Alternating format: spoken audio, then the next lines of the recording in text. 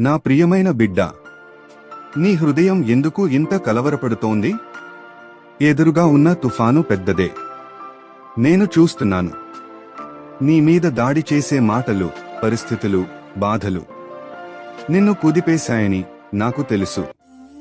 కానీ గుర్తుంచుకో బిడ్డా, తుఫాను పెద్దది కావచ్చు, కాని నిన్ను పట్టుకుని నిలబెట్టే నా చేయి అంతకన్నా ఎన్నో రెట్లు పెద్దది.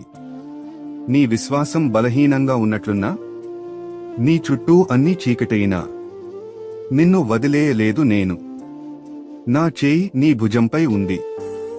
నీ అడుగులకు నేను బలం ఇస్తున్నాను.